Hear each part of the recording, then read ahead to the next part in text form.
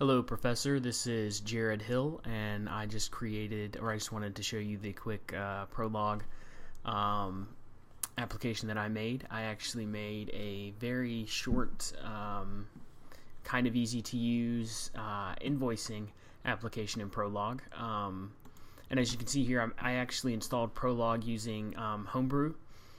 I found a tutorial online that allowed me to create or add in Prolog into my system so that way I can use different editing software. So I'm actually using the Atom text editor here, and I have the terminal over to the right, the Mac terminal that I'm using to pass my queries to. So what I'm actually going to do is go ahead and clear all of this out and exit. Alright, so I've exited Prolog here, and I'm just going to go back in really quickly.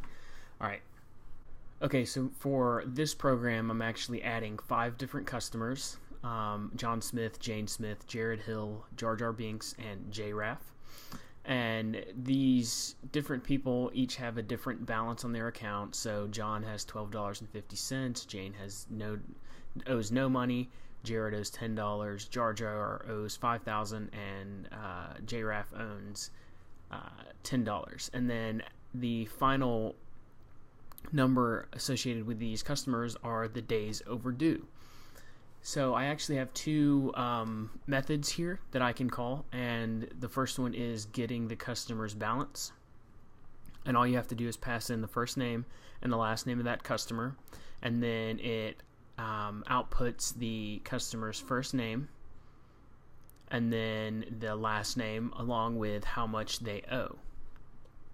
And then the second method I have is getting the days overdue. And again, all you pass in is the first name and last name, and then it will just return the first name, last name, and the days overdue. Okay, so I'm just going to run those really quickly. First, I have to actually sync up my Prolog again. Alright, so that compiled fine. And now I'm just going to run the get customer balance first, and I'm going to pass in Jared Hill, and that should return yes. So it returns Jared Hill owes us $10. Okay, and this works with all of the customers. So if I passed in another balance for, let's say, Jane Smith, then it says Jane Smith owes us $0. So the second method is the getting the days overdue, and it's a lot like the first method. All I'm doing is really changing up the variables that I'm returning in my statement. So if I say get days overdue, and let's go with John Smith,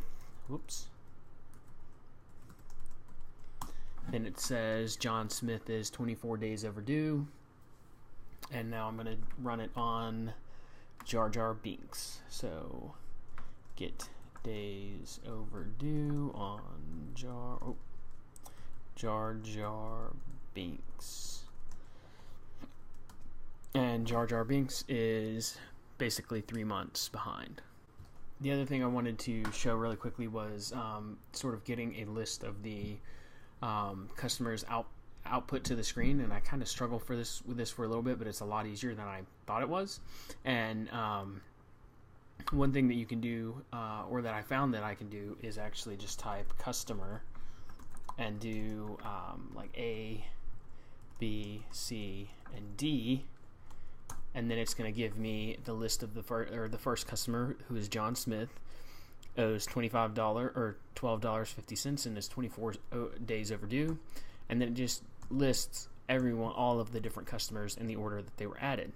Another query that you can actually run is to check for a specific variable in on a customer. So let's say I wanted to see how many days Jared Hill's overdue without running the method.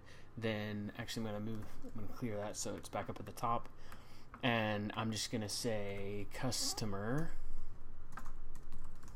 and we're going to go Jared Hill A and B, and it should return the days, or the amount due and the days due. So I'm actually kind of surprised because there's a lot that you can do with this very simply. So it's been a lot of fun to play around with. Thank you for your time, and I hope you enjoyed my short demonstration.